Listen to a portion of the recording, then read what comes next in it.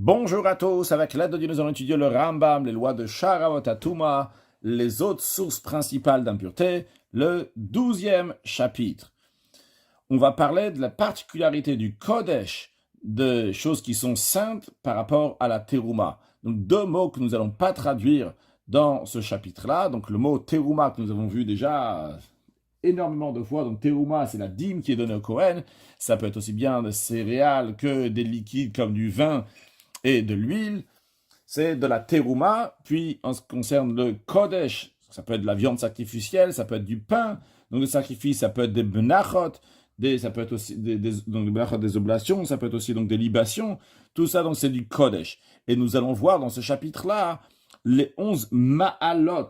Ma'alot, donc c'est des règles, des normes supplémentaires plus rigoureuses que les sages ont fait pour le Kodesh par rapport à la Teruma. Donc Ma'alot, c'est le pluriel de Ma'ala au singulier. Donc au fur et à mesure qu'on va voir chaque Ma'ala, on dira encore une Ma'ala, donc encore un plus, encore une rigueur supplémentaire, encore donc une norme particulière.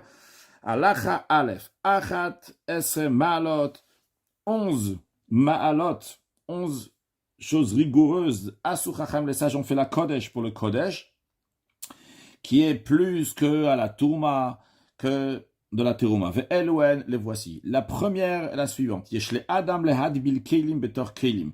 Lorsque quelqu'un il a des ustensiles qui sont devenus impurs, il peut mettre des ustensiles dans d'autres ustensiles, l'iteruma, pour après se servir de ces ustensiles qui vont être trempés, immergés dans le bain rituel, il va les utiliser pour la terouma. Donc il a le droit de mettre les ustensiles impurs dans un autre ustensile et comme ça les tremper dans le bain rituel. Avalo le kodesh, mais il n'a pas le droit de faire ça s'il veut utiliser après ces ustensiles pour le kodesh. Pourquoi? Gzeira shemaye piaklitzar. Les sages ont décrété, ont été plus rigoureux pour le kodesh, de peur que l'ouverture de l'ustensile va être étroite. Veloyebo kishfofer et anod, et il n'y aura pas la place, c'est-à-dire la taille de la tube d'une outre. On voit ici donc une outre, et on voit ici donc la shfoferet, donc ce tube-là, de ce node de cette outre, donc ce qui correspond à 2 doigts, comme ça quand on les tourne, donc qui correspond donc en centimètres à 4, 5 centimètres, quelque chose comme ça. Donc en général, cette mesure-là de shfoferet anod, elle est utilisée lorsqu'il y a 2 mikvaot, l'un à côté de l'autre, qu'on veut rattacher l'un avec l'autre. Il faut donc que le trou soit de shoferet anod, donc le tube d'une outre, donc qui correspond donc à 2 doigts lorsqu'on les tourne. Mais les sages ont dit que peut-être, pour le Kodesh, on va être plus strict. On a peur que peut-être il ne va pas avoir donc le trou qui est suffisant. Et il s'avère que les ustensiles qui ont été mis dans l'autre ustensile, comme si ils ont été trempés dans l'eau qui sont dans l'ustensile, et l'eau bas migvé et non pas dans le migvé, et donc qui n'ont pas été purifiés. C'est la raison pour laquelle que les sages ont dit que pour le Kodesh, on ne peut pas tremper un ustensile quand il est mis dans un autre ustensile, il faut le mettre directement dans le migvé, dans le bain rituel. Dans quel cas s'applique qu'il ne faut pas tremper un ustensile dans un autre ustensile pour le Kodesh. Kodesh, Taor. C'est dans un cas où le grand ustensile dans lequel on a mis les petits ustensiles qui sont impurs, le grand ustensile, donc lui-même, il était pur. Et donc, vu qu'il était pur, il n'avait pas besoin d'être trempé dans le bain rituel.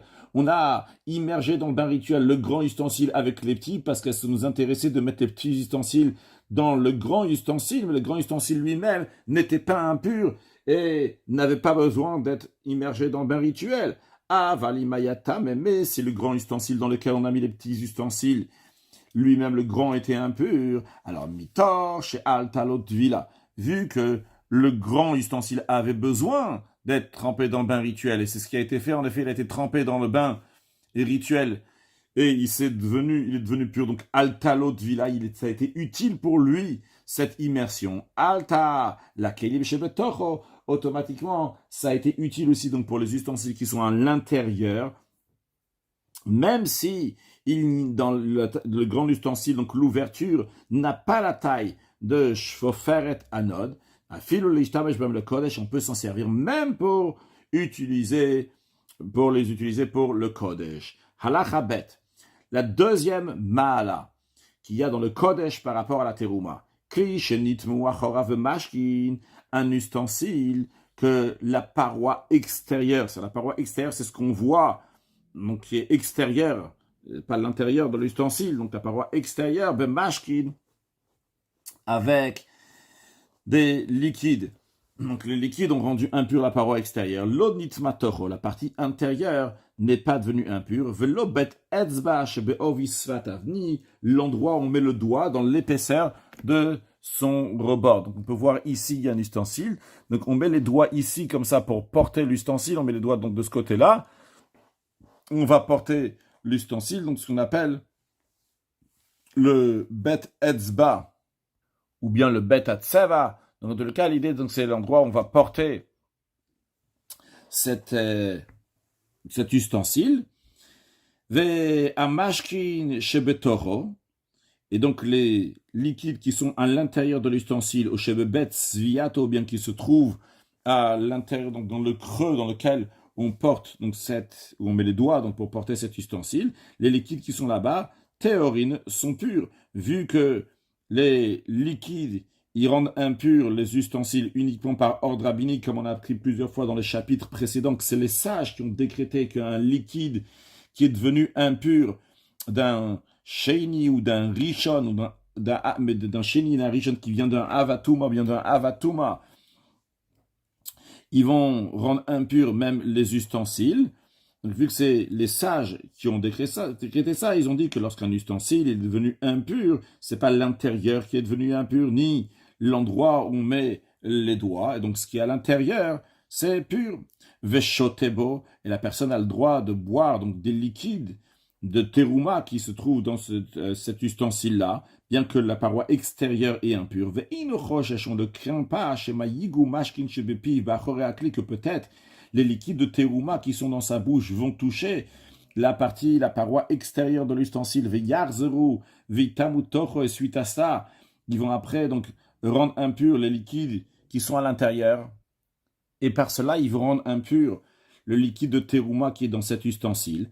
Donc ça, c'est uniquement pour la terouma. Mais le kodesh. En ce qui concerne donc le kodesh, si la paroi extérieure de l'ustensile est devenue impure, nitmu kulam, même les liquides qui sont à l'intérieur de l'ustensile qui sont kodesh sont devenus impurs, de même les liquides qui sont dans l'endroit où on met les doigts dans l'épaisseur du rebord de l'ustensile, ça aussi, donc ce liquide-là aussi est devenu impur. Donc c'est une mala en plus qu'il existe dans le kodesh qu'il n'y a pas dans le terouma. Halacha gimel, troisième mala qu'il y a dans le kodesh qui n'existe pas dans la terouma.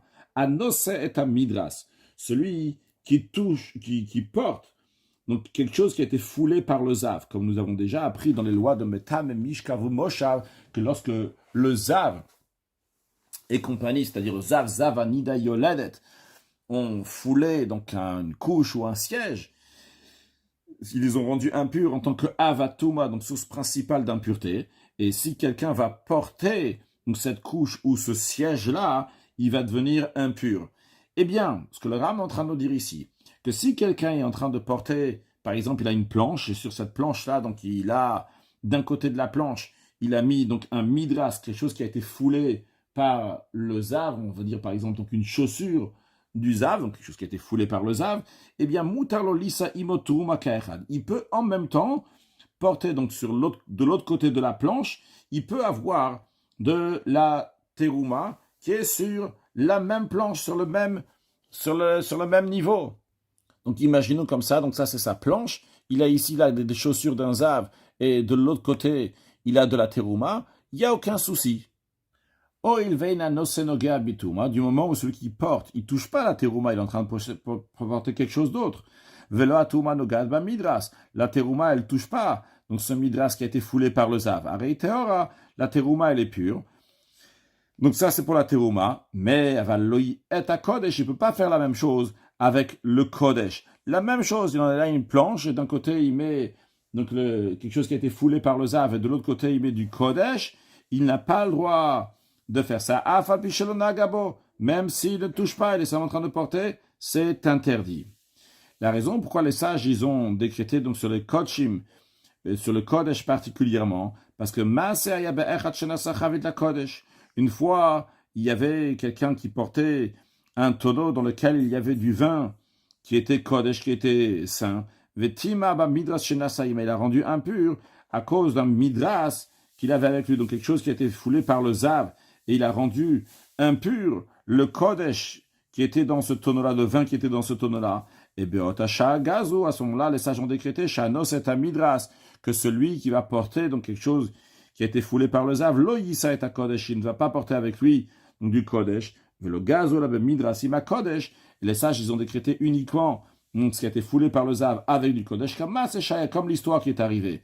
Maintenant, Vim Avar Venasa, s'il a transgressé et il a porté du Midras, quelque chose qui a été foulé par le zav avec du Kodesh. Oil velo naga, s'il n'a pas touché ba Kodesh, Kodesh Taor, le Kodesh restera quand même pur, mais cette ma'ala, c'est le fait que les sages ils ont interdit de porter du Kodesh en même temps qu'un Midras, quelque chose qui a été foulé par le zav. Par contre, la Terouma, ils ont laissé ils permettent de porter en même temps que quelque chose qui a été foulé par le zav. Halacha Dalet.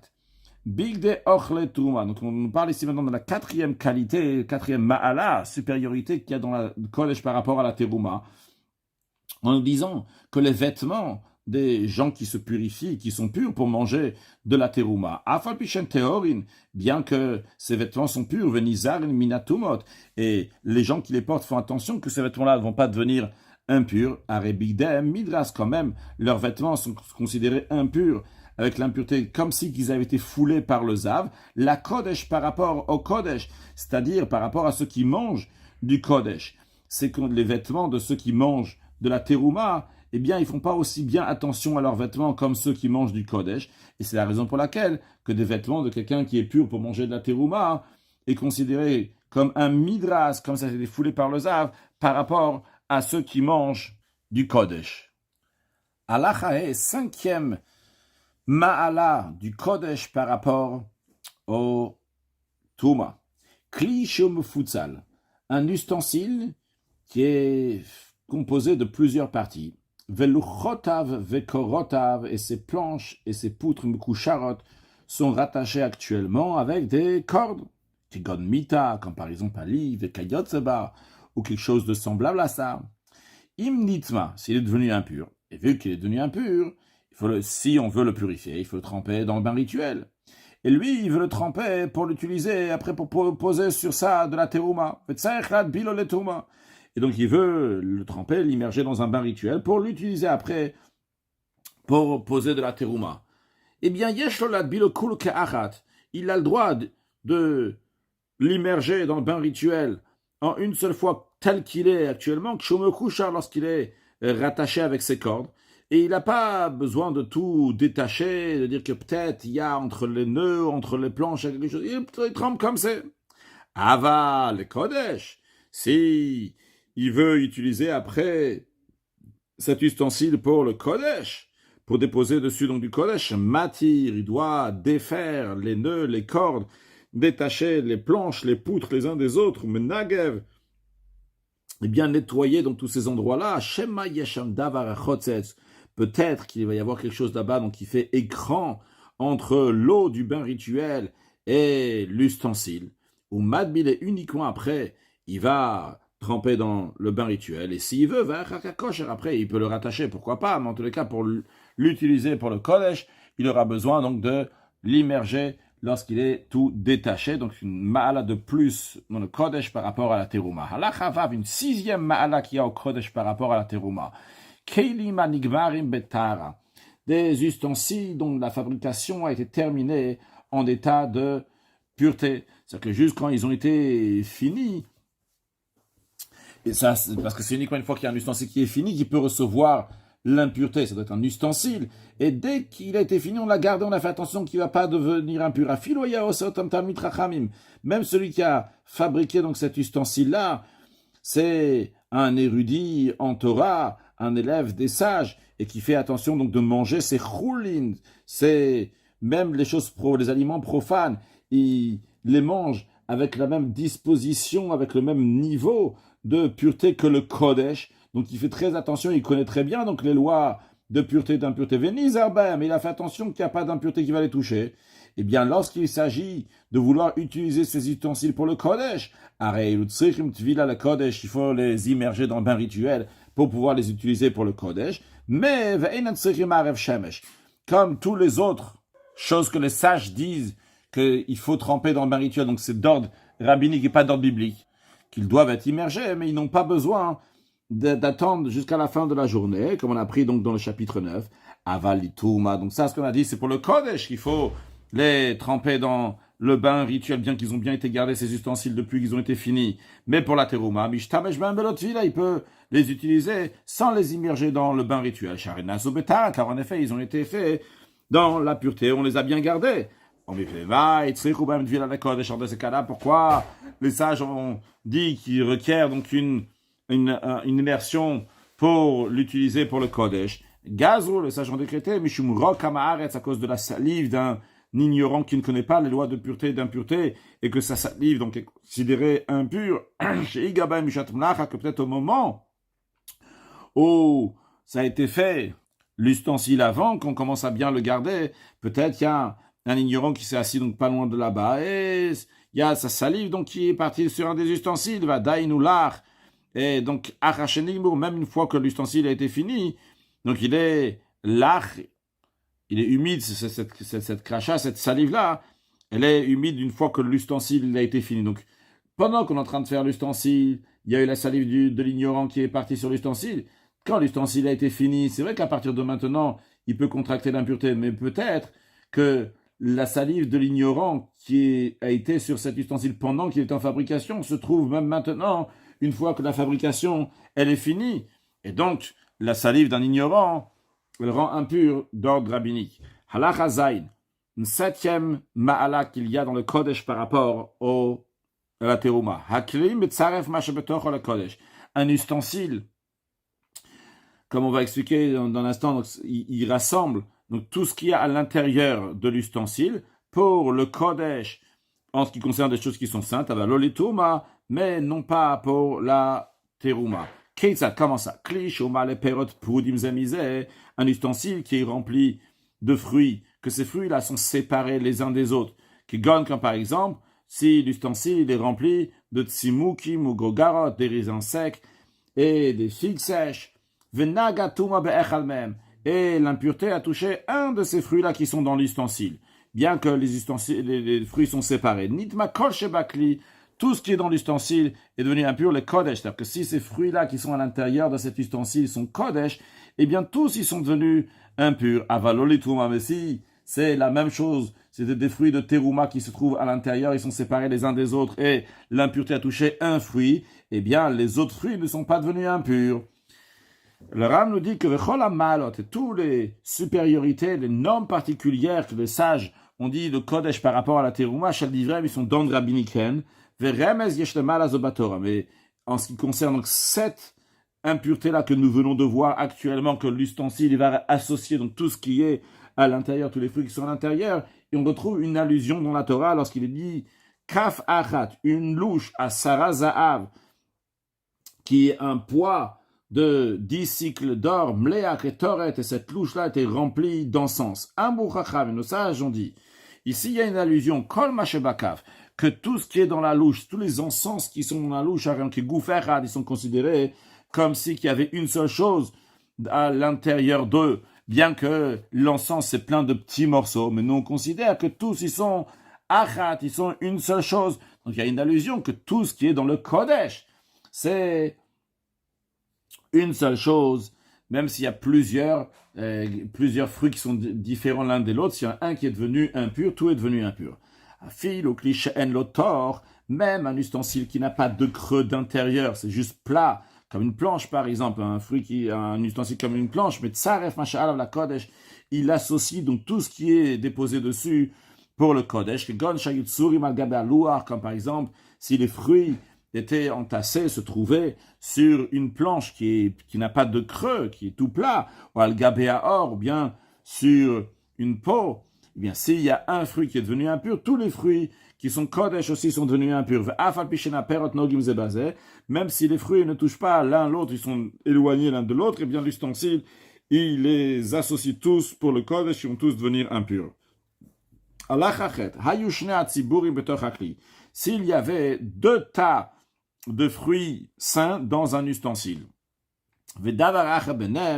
et il y avait encore un autre tas de fruits Kodesh qui est au milieu. Donc, en autre mot, on a 3 tas, un à droite, un à gauche et un au milieu.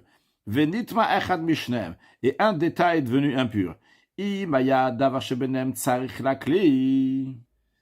ce qui était au milieu de l'ustensile, donc entre la pile de droite et la pile de gauche, celle qui était au milieu, elle avait besoin d'un ustensile pour les réceptionner. Par exemple, on vient de voir la naissance, on parlait des encens. Des encens, donc c'est des choses qui ont besoin d'un ustensile pour les réceptionner. Tu ne peux pas les faire tenir quelque part, donc ils ont besoin d'un ustensile. Dans ces cas-là, Hakli, Metzarfan, l'ustensile, donc il associe donc ce qui est à droite et ce qui est à gauche, le tas de droite et le tas de gauche, Venitma Akol, et tout donc les 3 tas qui sont là-bas, ils s'associent, et on ne considère pas donc qu'il y a un écran entre le tas de droite et le tas de gauche, on considère tout dans le même ustensile et tout est devenu impur. Évidemment, on parle dans un cas comme le Rambam dit, qu'il y a une impureté qui a touché un des 2 tas. Si ce qui est au milieu de l'ustensile n'a pas besoin de l'ustensile, comme par exemple, donc c'était un morceau de viande qui peut tenir seul, il y a uniquement le tas que l'impureté a touché qui est devenu impur, vu qu'on considère que ce qui est au milieu n'a pas besoin de l'ustensile, donc il fait écran entre un côté et l'autre côté qui ne vont pas s'associer ensemble. S'il y avait 2 tas d'aliments de Kodesh, Bikri Echad dans un ustensile, Tzibura Echad, Mechubar Lamaim Shachore Akli, et un tas, il est rattaché avec de l'eau qui est derrière l'ustensile. C'est-à-dire que dans l'ustensile même, il n'y a pas d'eau, mais il y a des aliments donc, qui sont rattachés avec ce qu'il y a derrière, donc qui sont rattachés à l'eau. Venagatame Batsibura Sheni, et quelqu'un qui est impur, donc a touché le 2e tas, donc qui n'est pas rattaché à l'eau. Les 2, ils sont devenus impurs par le fait que l'ustensile les rassemble. Et l'eau qui est derrière l'ustensile, donc est devenue impure, à cause de la nourriture qui est rattachée avec ces eaux, même qui sont derrière l'ustensile. Donc j'ai montré cette image-là, qui illustre donc ce qu'il y a dans un ustensile, bien que ce n'est pas l'image de laquelle le Rambam est en train de parler maintenant. Cette image-là est pour illustrer ce que nous allons voir tout de suite. Naga tamebamaim shachore akli.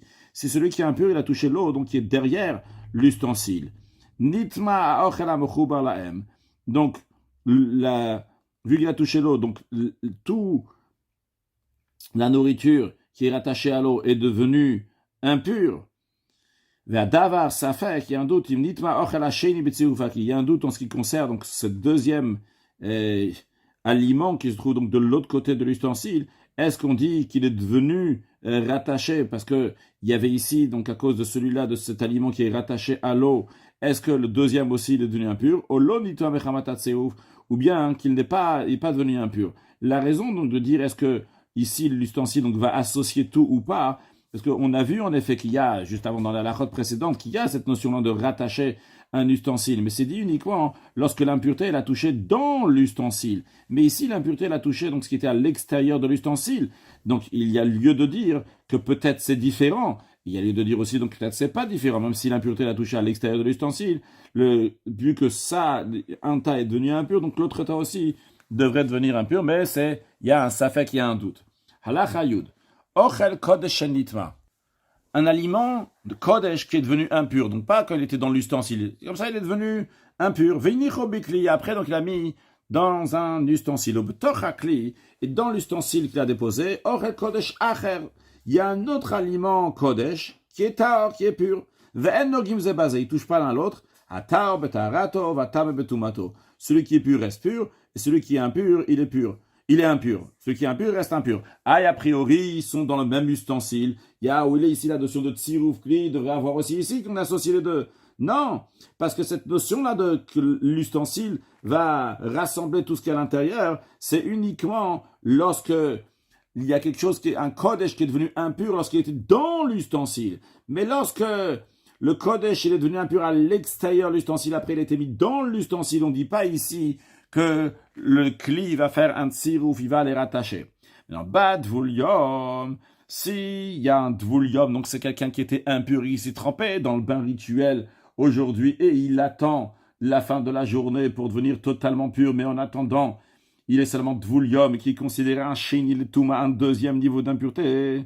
Venaga beochalatame, il a touché le manger qui est impur, qui est dans l'ustensile.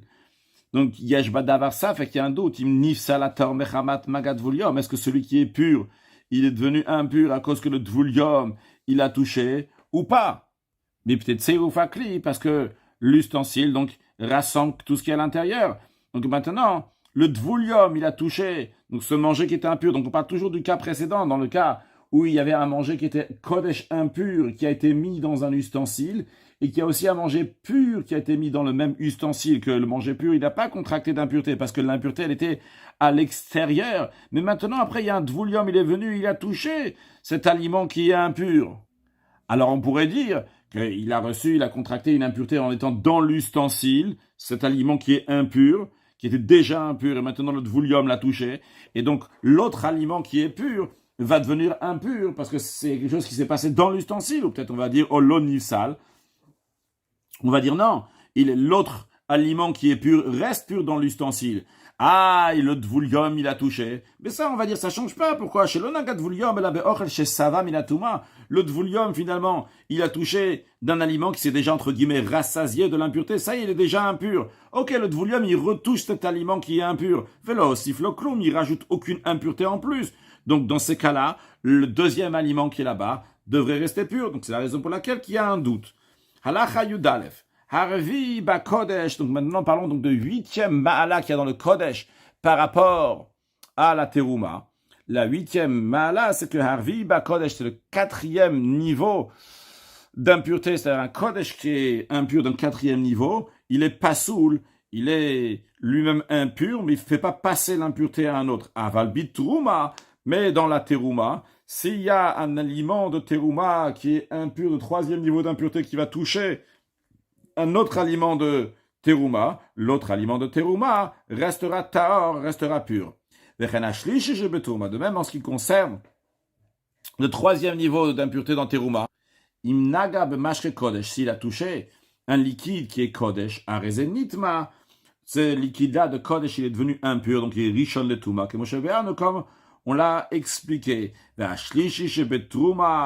Par contre, le teruma qui est 3e niveau d'impureté au shebe kodesh, ou bien du kodesh qui est 3e niveau d'impureté, imnaga b'mashke teruma, s'il va toucher donc un liquide de teruma, l'opsalo, il n'a pas disqualifié, il n'a pas rendu impur, donc on voit qu'il y a une supériorité dans le kodesh, que le mashke kodesh, le liquide de kodesh, s'il a été touché par la teruma qui est 3e niveau d'impureté, il devient impur, il devient un rishon de Touma, un premier niveau d'impureté, ce qui n'est pas le cas si c'est de la terouma d'un 3e niveau d'impureté ou du kodesh d'un 3e niveau d'impureté qui a touché un liquide de terouma qui ne va pas le rendre impur.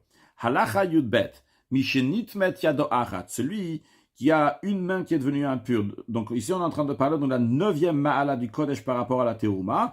Si quelqu'un il a une main qui est devenue donc sa main a touché donc un rishon de Touma, donc est devenu impur, est devenu un sheni de Touma, 2e niveau d'impureté. Venaga babiyadoshni, avec la première main, donc la main droite par exemple, il a touché la main gauche, donc la main droite qui est impure en tant que 2e niveau d'impureté, a touché la main gauche. Obiyat ravero, ou bien que la main de Rouven, qui était impure en tant que sheni de Touma, 2e niveau d'impureté, a touché la main de Shimon, que la main de Shimon était pure. Eh bien, Passal et Tashnia, il a disqualifier la 2e main, c'est que la 2e main donc est devenue impure, c'est que la main droite a rendu impure la main gauche, ou bien que la main de Rouven a rendu impure la main de Shimon, Vareiki Shlishi, la main gauche ou bien la main de Shimon est considérée un 3e niveau d'impureté en ce qui concerne le Kodesh. Donc elle pourra rendre impure du Kodesh. Et si sa main était blula b'mashke humecté de liquide, venaga afal pishelonaga, même s'il n'a pas touché donc sa main droite était humecté de liquide, même s'il n'a pas touché la main gauche, nitmet chaverta, la main gauche, donc la deuxième main, est devenue impure. Maintenant, il doit tremper ses deux mains. Quand il tremper, c'est les immerger, pas juste netilat yadayim, mais les immerger dans un bain rituel. Uniquement après, il pourra toucher du kodesh. Donc ça, c'est quelque chose qui est particulier pour le kodesh. Aval bitouma, mais dans la terouma, im nitmet yadoa, s'il a une main qui est devenue impure, lo nitmet chaverta, l'autre main n'est pas devenue impure. Ve'afilu nagaba kshiniguva, même s'il a touché la deuxième main, lorsque elle était sec, la deuxième main n'est pas devenue impure. Le Rambam ne le dit pas, mais si en effet la deuxième main a touché la main impure lorsqu'elle est mouillée, elle devient impure, parce que le liquide qu'il y a sur la main qui est impur est un rishon le touma, et donc la main qui va la toucher va devenir un chéni le touma, mais en tous les cas, si elle est sec, elle ne va pas rendre impure l'autre, et ça c'est uniquement dans la touma. Et même dans un cas où la deuxième main est devenue impure, ou il n'y a pas besoin de dire que la deuxième main est devenue impure, cette main-là qui est devenue impure, elle n'a pas besoin de tremper dans le bain rituel. Elle a note là. Il fait juste netilat yadaim, donc verser de l'eau dessus, venogabetuma, et après donc il peut toucher de la terouma. Donc on voit ici donc une supériorité dans le kodesh par rapport à la terouma, que la terouma, premièrement, lorsqu'il y a une main qui est impure, la deuxième main n'est pas devenue impure, contrairement au Kodesh. Et deuxièmement, cette main qui est devenue impure n'a pas besoin d'être immergée dans le bain rituel, mais ça suffit de faire des tilat. Halacha Yud Gimel. Le 10e ma'ala qu'il y a dans le Kodesh par rapport à la terouma. Ochalim neguvim shelo hurshuru. Des aliments qui sont secs, c'est-à-dire qu'ils n'ont pas été aptes pour recevoir, contracter l'impureté. Car un aliment, pour qu'il puisse contracter l'impureté, il faut que d'abord a été versé sur cet aliment un des 7 liquides, donc du vin, de l'eau, de la rosée, du miel d'abeille, du lait, etc. Donc, ces aliments-là, s'ils n'ont pas contracté, ils n'ont pas de possibilité de contracter l'impureté, on a le droit de les manger avec des mains qui sont impures, vu que les mains qui sont impures ne vont pas rendre ces aliments impurs, vu que ces aliments n'ont pas encore contracté le liquide. Medvarima Mourim, dans quel cas c'est dit, c'est bituruma, dans la terouma. La terouma peut être mangée comme ça, avec donc des mains qui sont impures, si les aliments de terouma n'ont pas été mourchar, n'ont pas eu les 7 liquides un des 7 liquides qui est passé dessus. Avalbe Kodesh, mais en ce qui concerne le Kodesh, Ribata Kodesh Marshatan, l'affection qu'il y a donc pour le Kodesh les rend cachers, les rend aptes pour contracter l'impureté, même s'il n'y a pas eu de liquide qui est parti dessus. C'est interdit à celui qui a des mains impures de manger du Kodesh le Hurchar, qui n'a pas été, même qui n'a pas été, il n'a pas reçu un des 7 liquides. Va filolona gabo, même s'il ne va pas toucher avec ses mains du tout. Ce Kodesh-là, il a bekosh, il va mettre un fuseau, comme ça, un bâton pointu, au chetachavlo chaver le torpillou, ou bien que son ami, comme ça, lui met dans sa bouche, arezé assour, c'est quand même, donc c'est interdit. Le Ram donne une introduction pour Halacha Yud Dalet en nous disant, inutile de dire que si une touma, une impureté, donc on dit ici une impureté, on ne parle pas seulement donc des mains, même une impureté comme le sheretz, donc il y a avatuma, les mains, donc c'est d'ordre rabbinique, qui ont touché donc be'ochim shel kodesh, ont touché des aliments de kodesh shel hurshuru, qui n'ont pas été aptes, ils n'ont pas eu un des 7 liquides qui est passé dessus chez Nid, donc qui sont devenus impurs. Mais il est inutile de le dire. Pourquoi? Parce que l'affection qu'il y a pour la sainteté, ça les rend cachers, ça les rend aptes pour contracter l'impureté. Il n'y a pas besoin, donc un des 7 liquides va être sur ces aliments de Kodesh, mais dès qu'il y a l'impureté, directement, ils deviennent impurs. Dans quel cas ça applique une impureté qui a touché cet aliment de Kodesh qui n'a pas encore reçu un des 7, il n'a pas passé un des 7 liquides dessus, il est devenu impur. Ce qu'on vient de dire à la fin de la Chayut Gimel, dans quel cas c'est, on dit, c'est l'ivsola ochel atzmo, pour rendre pasoul le manger lui-même. Quand on dit pasoul, c'est-à-dire que cet aliment-là va devenir impur, mais il ne va pas faire passer l'impureté à un autre. Donc ça va le rendre pasoul le osobachila et l'interdire de le manger. Donc ça, il est devenu impur en effet. Avalim notbo rishon vesheni, Mais qu'on va compter donc numéro 1, numéro 2, c'est-à-dire dans un cas que cet aliment-là, qui n'a pas été mouchar, qui n'a pas reçu un des 7 liquides, et qui est devenu impur pour le Kodesh, est-ce qu'il va faire passer l'impureté à un deuxième niveau d'impureté, troisième, etc. Ça c'est un doute. Keitzad, le Rambam m'explique. Naga ochel ze shenit mabelo hersher. Si cet aliment-là du Kodesh, qui est devenu impur alors qu'il n'avait pas reçu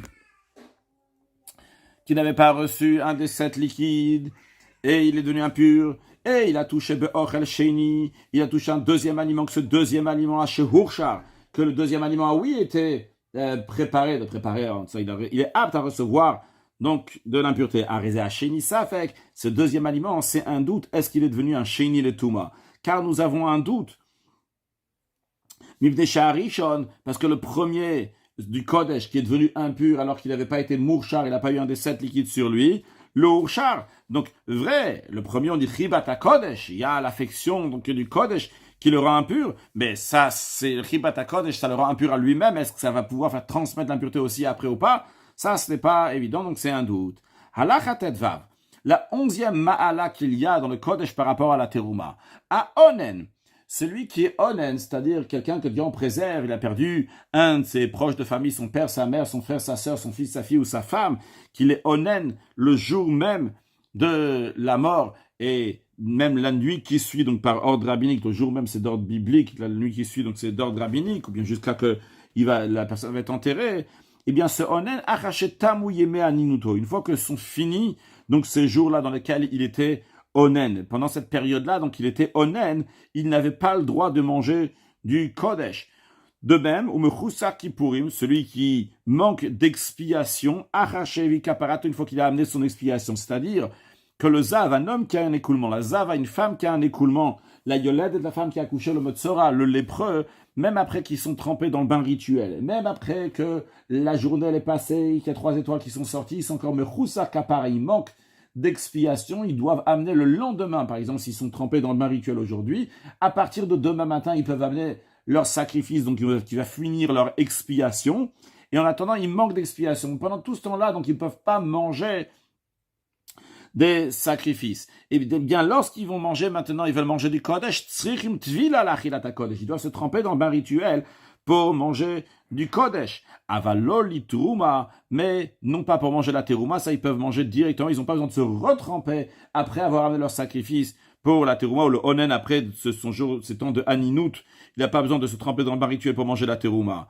Chez Onen Mechusa Kipurin, c'est-à-dire donc le Onen est celui qui manque d'expiation, Mutarim Lechol et Teruma, ils ont toujours eu le droit de manger de la Teruma. Ce qu'ils n'avaient pas le droit de manger, c'était du Kodesh. Pourquoi les sages, ils ont dit maintenant, une fois qu'ils ont le droit de manger du Kodesh, ils ont besoin de se tremper dans le bain rituel? La raison, elle est, parce que jusqu'à présent, jusqu'à présent, aussi bien le Onen et aussi bien ceux qui manquaient d'expiation n'avaient pas le droit de manger du Kodesh. Donc, ils ont détourné leur intention. Ils ne sont pas focalisés sur l'importance de manger du Kodesh et se garder de manière pure pour pouvoir en manger. Peut-être ils sont devenus impurs. Et ils ne savent pas qu'ils sont devenus impurs, ils n'ont pas fait attention. Le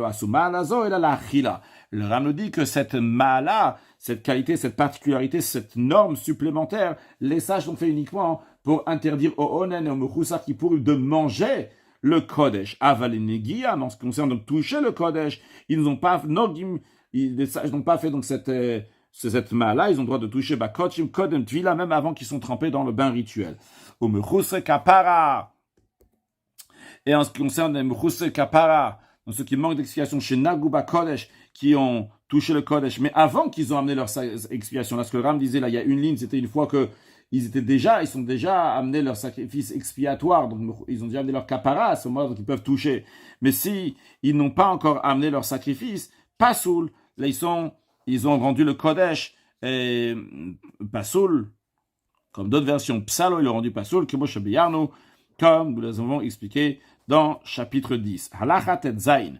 Le Rambam conclut en lui disant, en ce qui concerne donc ces 11 ma'alot que nous avons vus du Kodesh par rapport à la Trouma, qu'à savoir, Shesh ma'alot harishonot, les 6 premiers ma'alot, les sages donc fait asot ben le Kodesh, ben le chulin shenasu al tarata Kodesh, que ce soit pour des choses qui sont vraiment Kodesh, ou bien même des choses, des aliments, donc qui ont été faits avec les mêmes dispositions qu'on fait pour le Kodesh, alors que eux-mêmes, ces aliments-là sont choulin.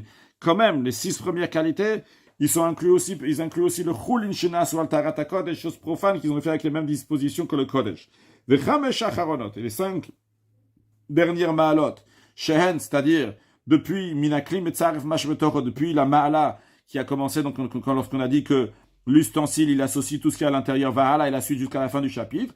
Asaum bikodesh bidvad, les sages ont fait ces ma'alot uniquement pour ce qui est vraiment des aliments qui sont vraiment saints. Aval bechulin shenas ou altarat kodesh, non pas dans des chulin qui ont été faits sur la pureté, donc de la sainteté, des choses qui sont saintes.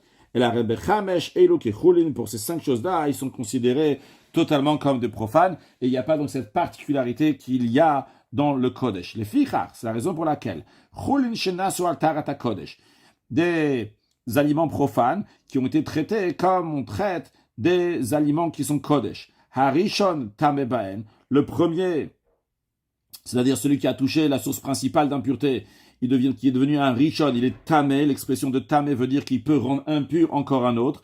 Ve'asheni, et le deuxième niveau d'impureté, il est pasoul. Quand on dit pasoul, disqualifié, c'est-à-dire qu'il ne peut pas transmettre encore un niveau d'impureté.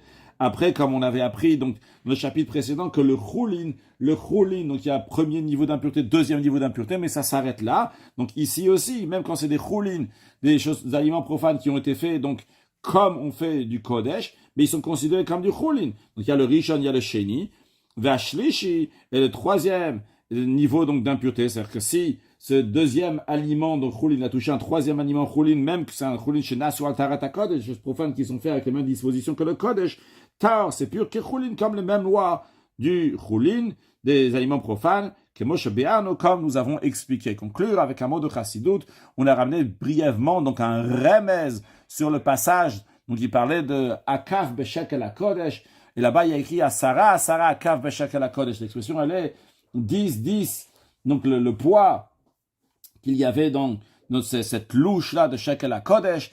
Le Rabbi ramène l'expression que le Zohar il dit qu'Asara 10, ça fait référence aux 10 Mahamarot, les 10 paroles à laquelle Dieu il a créé le monde, et les 10 commandements. Et le travail que nous avons, c'est de faire passer les 10 paroles, les 10 commandements dans les 10 paroles du monde. C'est-à-dire qu'il y a le monde comme il a été créé. Et des fois, on peut avoir l'impression qu'il n'est pas lié avec les 10 commandements. Et justement, le travail est à Sarah, de ramener les 10 commandements dans les 10 paroles du monde, dans la vie de tous les jours, et amener Mashiach, now, une excellente journée.